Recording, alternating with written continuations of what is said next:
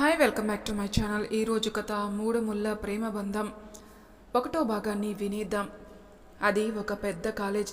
అప్పటి వరకు ఆలోచనలో ఉన్న మైథిలి బస్ హార్న్ విని సౌండ్ విని చుట్టూ చూసింది.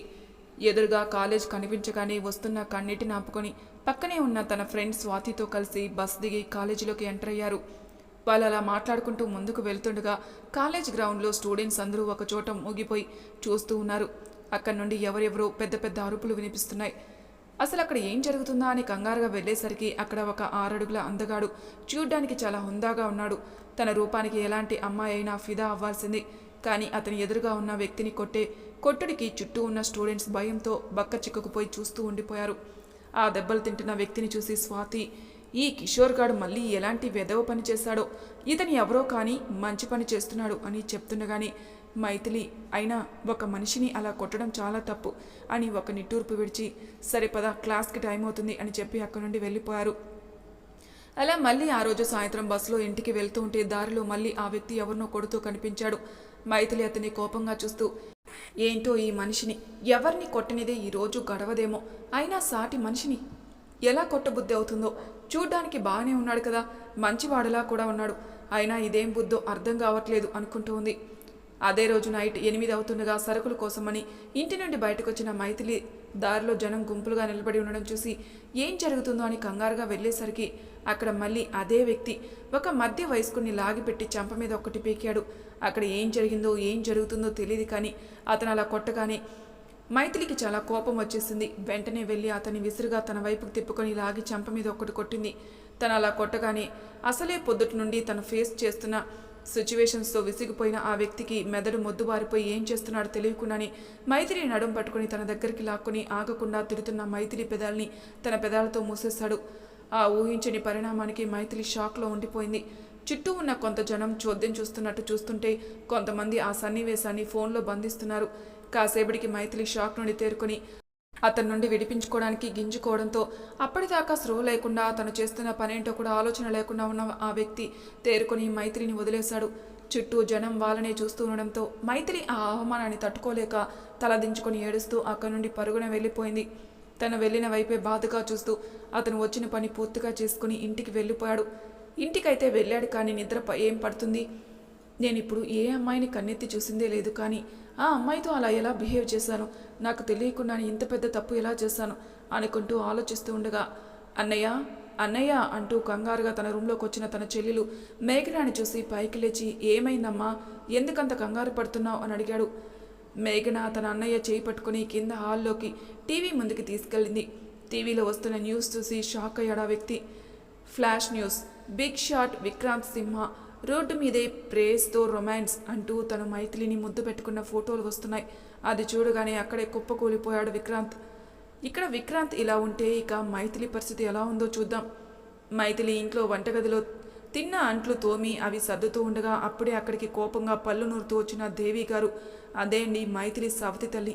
మైథిలి జుట్టు పట్టుకుని విసురుగా హాల్లోకి లాక్కొచ్చి కుర్చీ మీదకి విసిరేసింది. ఆ విసిరికి మైథిలి వెళ్ళి వేగంగా పడడంతో తలకి గాయమై రక్తం కారుతుంది. అయినా ఇవేమీ తనకి పట్టినట్టు ఆవిడ చీపురుతో మైథిలిని చితక్ కొడుతుంది. ఆవిడ అంత కొడుతున్నా కూడా మైథిలి ఏడుస్తుందే కానీ ఏమీ మాట్లాడలేదు. ఏం మాట్లాడుతుంది పాపం, చిన్నప్పటి నుండి ఆ దెబ్బలకి బాగా అలవాటు పడిపోయింది. ఆవిడ ఎంత చావు కొడుతున్నా ఆపేవారు లేరు.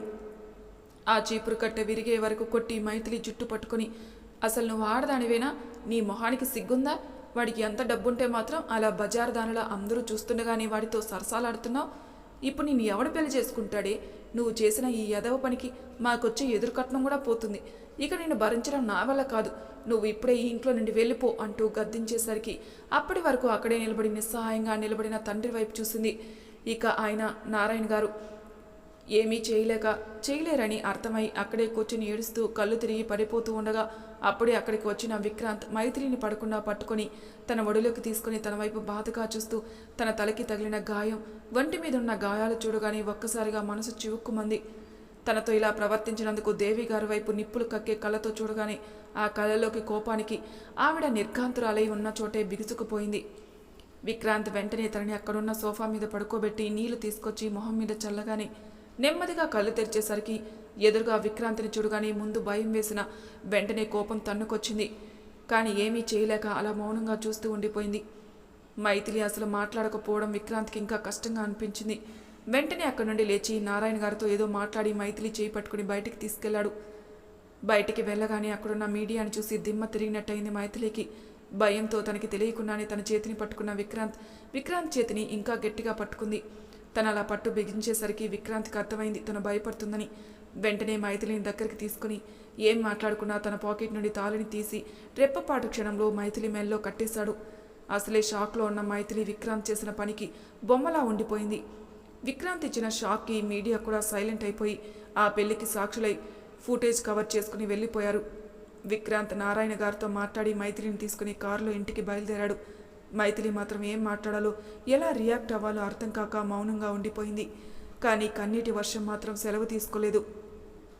సుదీర్ఘ మౌనం తర్వాత విక్రాంత్ సడన్గా కారు ఆపి, Maithili, I am really sorry. నేను చేసిన తప్పులకి సారీ అనే పదం చాలా చిన్నది, కానీ నాకు ఇంతకు మించి వేరే దారి దొరకలేదు అని చెప్తూ మైథిలి వైపు తిరిగాడు. తను ఎలాంటి రియాక్షన్ లేకుండా కన్నీళ్లు కారుస్తూనే ఉంది. తనని అలా చూస్తూ విక్రాంత్ మనసుకి చాలా భారంగా అనిపించింది.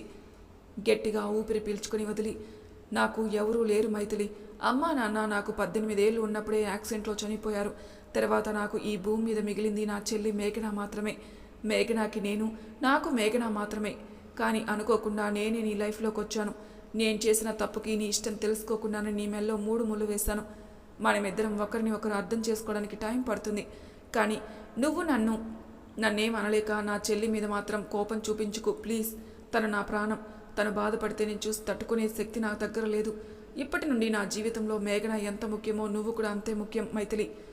నువ్వు నాతో ఎలా ఉన్నా నేను ఏమీ అనుకోను, కానీ నా చెల్లిని మాత్రం దూరం పెట్టుకు ప్లీజ్ అని చెప్పి మళ్ళీ కార్ స్టార్ట్ చేసి ఇంటికి బయలుదేరారు.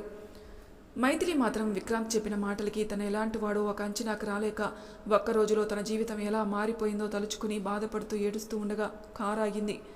విక్రాంత్ కారు దిగి మైథిలి వైపు డోర్ ఓపెన్ చేయగా చుట్టూ ఆశ్చర్యంగా చూస్తూ ఉండిపోయింది. పద మైథిలి, ఇదే మన ఇల్లు అని విక్రాంత్ అనగా తన ఇష్టం తెలియకుండా పెళ్లి చేసుకున్నా తనకి ఇంత గౌరవం ఇస్తూ ఇలా సొంత మనిషిలా అభిమానంగా చూడడం చాలా సంతోషంగా అనిపించింది మైథిలికి. వీళ్ళు గుమ్మం దగ్గరికి వెళ్లేసరికి ఆగండి అని అరుపు వినపడగానే మైథిలి ఉలిక్కిపడి విక్రాంత్ చేయి గట్టిగా పట్టేసుకుంది. విక్రాంత్కి తన కంగారు అర్థమై, భయపడుకు మైథిలి, తను అని చెప్తూ ఉండగానే హారతి పళ్ళెంతో అక్కడికి వచ్చిన మేఘన, సారీ వదిన, నేను నిన్ను చూసిన ఎగ్జైట్లో అరిచేశాను. అంటే హారతి ఇవ్వకుండానే లోపలికి వచ్చేస్తారేమో అని సంజాయిషి ఇచ్చినట్టు ఇచ్చేసరికి అప్పుడు తేరుకొని తను విక్రాంత్ చేయి పట్టుకోవడం గమనించి తన చేతిని వెనక్కి తీసుకుంటూ ఉండగా, ఆగు వదిన అని చెప్పి వాళ్ళని ఇంకా దగ్గరికి జరిపి నిలబెట్టి హారతిచ్చి లోపలికి పిలిచింది.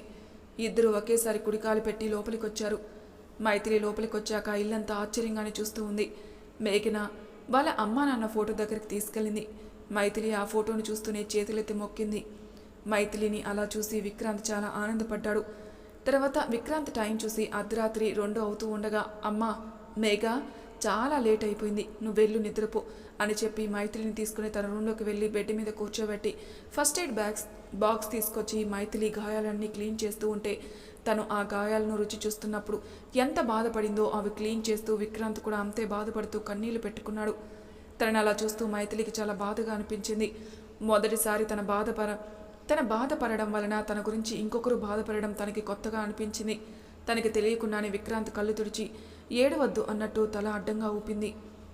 మైథిలి తనని ఓదార్చడం విక్రాంత్కి చాలా నచ్చింది. ఇప్పటి వరకు మేఘన తప్ప ఎవరూ తనని ఇంత అభిమానంగా తాకిందే లేదు.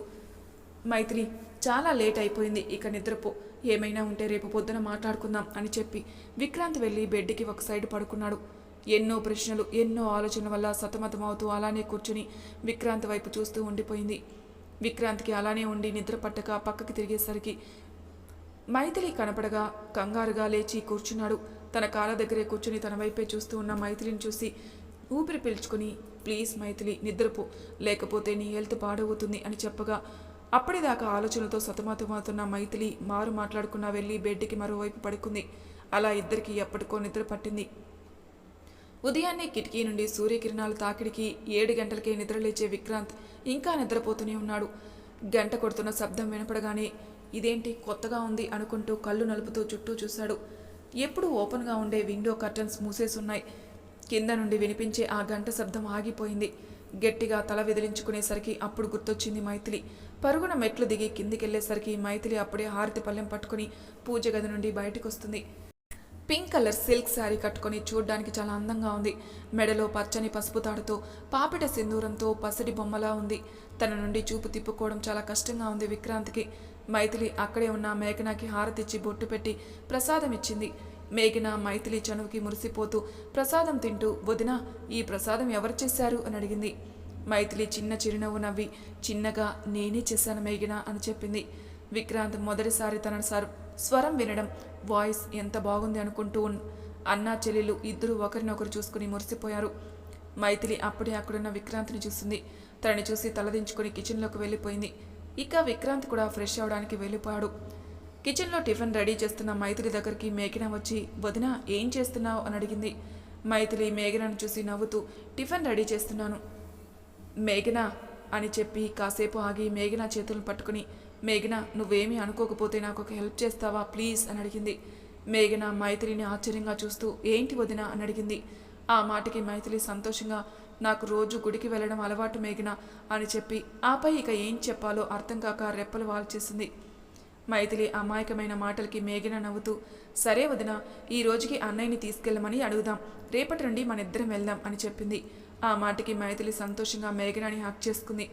మేఘన మైథిలి స్పర్శని అమ్మ స్పర్శగా భావించి కన్నీళ్లు పెట్టుకుంది. తనను అలా చూసిన మైథిలికి తన పరిస్థితి అర్థమై తన కళ్ళు తుడిచి నుదుటిన ముద్దు పెట్టి, ఆడపిల్లలు అలా చిన్ని చిన్ని వాటికి ఏడవకూడదు మేఘన, నువ్వు ఇలా ఏడవడం మీ అన్నయ్య చూస్తే ఎంత బాధపడతారు, నువ్వు ఇంకెప్పుడు ఇలా ఏడవకూడదు సరేనా అని చెప్పి తనని గుండెలకి హత్తుకుంది మైథిలి. ఇంతసేపు కిచెన్ బయట ఆగిపోయి వీరిద్దరు మాటలు వింటున్న విక్రాంత్ కూడా కన్నీళ్లు పెట్టుకున్నాడు. నిన్నంతా ఎంత బాధపడింది, పైగా ఏడుస్తూనే ఉంది. కానీ ఈరోజు మేఘన కళ్ళల్లో నీళ్లు చూడగానే అమ్మలానే తన కళ్ళల్లో కూడా తిరిగాయి. అమ్మలానే దగ్గరికి తీసుకుంది. నా వల్ల బాధపడినా నన్ను అర్థం చేసుకుని నీ బాధని మేఘన మీద మాత్రం చూపట్లేదు. నిజంగా నువ్వు గ్రేట్ మైథిలి అని అనుకుంటూ వెళ్ళి సోఫాలో కూర్చున్నాడు. మేఘన వచ్చి విషయం చెప్పడంతో ముగ్గురు గుడికెళ్ళి దర్శనం చేసుకుని తిరిగి ఇంటికి వచ్చి టిఫిన్ తినడానికి రెడీ అయ్యారు. మేఘనాకి విక్రాంత్కి వడ్డించి చూస్తూ ఉంది మైథిలి. విక్రాంత్కి కాల్ రావడంతో పక్కకెళ్ళాడు. మేఘన తినకుండా ఏదో ఆలోచిస్తూనని గమనించి తన పక్కన కూర్చొని ప్లేట్లో పూరి తెంచి కర్రీలో ముంచి మేఘన నోటికి అందించింది. అప్పటి వరకు ఏదో ఆలోచనలో ఉన్న మేఘన నోటికి పూరి ముక్క తగలగానే అది పట్టేసి కొంచెం దూరంగా ఉన్న విక్రాంత్ని చూసింది. అదేంటి అన్నయ్య అక్కడుంటే నాకు ఎవరు తినిపిస్తున్నారు అనుకుంటూ పక్కనే ఉన్న మైథిలిని చూసింది. మైథిలి మళ్ళీ నోటికి అందించేసరికి అప్పటికే కన్నీళ్లు పెట్టుకుంటూ ఉంది మేఘన. తనని అలా చూసి మైథిలి కంగారుగా, ఏమైంది మేఘన, కారంగా ఉందా అని నీళ్లు అందించింది. మేఘన ఏడుస్తూ మైథిలిని గట్టిగా చుట్టేసింది. అప్పటికి మేఘన బాధ అర్థమై ఇంకో చేత్తో తన తల నిమురుతూ, ప్లీజ్ మా ఏడవకు అని చెప్తుంటే ఇంకా ఏడుస్తూ గట్టిగా చుట్టేసింది మేఘన. కాసేపటికి మేఘన మైథిలిని వదిలి తన కళ్ళు తుడుచుకుని, నాకు పొద్దుటి నుండి నేను చూస్తుంటే అమ్మ బాగా గుర్తొస్తుంది వదిన. పొద్దున్నే లేచి అమ్మ ఇలానే పూజ చేశావు, అమ్మలానే టిఫిన్ చేసావు, అమ్మలానే గుడికి తీసుకెళ్ళావు, అమ్మలానే తినిపిస్తున్నావు. అమ్మ చనిపోయాక ఇప్పటి వరకు నాకు అన్నయ్య తినిపించేవాడు వదిన, కానీ దేవుడు నాకు ఇప్పుడు మళ్ళీ మా అమ్మని తిరిగి ఇచ్చేశాడు అంటూ మళ్ళీ మైథిలిని చుట్టేసి, వదిన నువ్వేం అనుకోకపోతే నేను నిన్ను అమ్మ అని పిలవచ్చా అని అడిగేసరికి మైథిలి మేఘన ప్రేమకి కన్నీళ్లు పెట్టుకుంటూ తన చుట్టూ చేతులు చేర్చింది. ఇందాక నుండి వాళ్ళిద్దరిని అలా చూస్తున్న విక్రాంతికి కూడా కంట తడి పెట్టుకుని మైథిలి ఏం చెబుతుందా అని చూస్తూ ఉన్నాడు. మైథిలి మేఘన తల నిమురుతూ, అమ్మ అని పిలిపించుకోవడానికి అందరికీ అదృష్టం ఉండదు మేఘన, నువ్వు నాకు ఆ అదృష్టం ఇస్తానంటే నేను ఎలా కాదంటాను, కానీ ఒక కండిషన్ అని చెప్పి ఆగిపోయింది. మేఘన అర్థం కానట్టు మైథిలిని చూసేసరికి, నువ్వు ఇంకెప్పుడు ఏడవను అని నాకు మాట ఇవ్వాలి అని అడిగింది. వెంటనే మేఘన నవ్వుతూ మైథిలి చేతిలో చెయ్యేసి, ఏడవనమ్మా అని చెప్పింది. మైథిలికి మేఘన చూపిస్తున్న ప్రేమకి చాలా ఆనందం వేసింది. విక్రాంత్ వాళ్ళిద్దరిని అలా చూస్తూ చాలా మురిసిపోయాడు. తనకి మైథిలిని చూస్తూ ఉంటే కళ్ళ ముందు వాళ్ళ అమ్మ తిరుగుతున్నట్టు చాలా సంతోషంగా ఉంది. ఎన్నేళ్ళకి మళ్ళీ ఈ ఇంటికి వెలుగు వచ్చిందే అనిపించింది. కాసేపు అలానే కబుర్లు చెప్పుకుంటూ తినడం పూర్తి చేశారు. విక్రాంత్ కూడా తినేసి ఆఫీస్కి వెళ్లే ముందు మైథిలిని మేఘనాని పిలిచి, సాయంత్రం నేను త్వరగా వచ్చేస్తాను, ఇద్దరు రెడీగా ఉండండి, షాపింగ్ తీసుకెళ్తాను, బాయ్ అని చెప్పి మైథిలి తన చేతికి అందించిన లంచ్ బాక్స్ తీసుకుని వెళ్ళిపోయాడు. ఆ రోజు హాలిడే కావడంతో మేఘన ఇంట్లోనే ఉంది. కాసేపటికి మైథిలిని తీసుకుని వాళ్ళ అమ్మానాన్నల రూమ్లోకి తీసుకెళ్లి కూర్చోబెట్టింది. అక్కడ కబోర్డ్లో ఉన్న ఆల్బమ్ తీసి మైథిలి పక్కన కూర్చొని అవన్నీ తనకు చూపిస్తూ వాళ్ళ అమ్మానాన్నలతో ఉన్న తీపి జ్ఞాపకాలను తలుచుకుని సంతోషంగా మైథిలిని చుట్టేసింది. మేఘన కాసేపటికి మైథిలి ఒడిలో పడుకుని, నీకు తెలుసా అమ్మా, అన్నయ్య చాలా మంచివాడు, కానీ కోపం ఎక్కువ. కానీ అది ఎంతోసేపు ఉండదు. చిన్నప్పటి నుండి అంతే. ఎక్కడైనా తప్పు జరిగితే చూస్తూ అస్సలు ఊరుకోడు. అలాగే తన వల్ల ఏదైనా పొరపాటు జరిగినా తట్టుకోలేడు. అమ్మ నాన్న చనిపోయాక బంధువులు ఎవరిని ఆశ్రయించకుండా అంత చిన్న వయసులోనే బిజినెస్ వ్యాపారాలన్నీ తన భుజాన వేసుకుని అటు చదువు ఇటు బిజినెస్ను చాలా తెలివిగా హ్యాండిల్ చేశాడు. ఆడపిల్లనైనా నాకు ఇప్పటి వరకు ఎలాంటి లోటు లేకుండా చూసుకున్నాడు. ఇప్పటి వరకు నాకు అన్నయ్యకి నేను తప్ప మాకెవరూ లేరమ్మా. కానీ ఇప్పటి నుండి నువ్వు వచ్చావు. నువ్వు అన్నయ్యని దూరం పెట్టకమ్మా. వీలైతే తనని అర్థం చేసుకోవడానికి ట్రై చేయి ప్లీజ్ అమ్మా అంటూ నెమ్మదిగా కళ్ళు మూసింది మేఘన. మరి తర్వాయి భాగంలో ఏం జరుగుతుందనే ఎపిసోడ్లో తెలుసుకుందాం. అంతవరకు నా ఛానల్ని సబ్స్క్రైబ్ చేయని వాళ్ళు ప్లీజ్ సబ్స్క్రైబ్ చేసుకోండి. లైక్ చేసి షేర్ చేయండి. మీ అభిప్రాయాలు నాకు కామెంట్ రూపంలో తెలియజేయండి. Thank you for listening.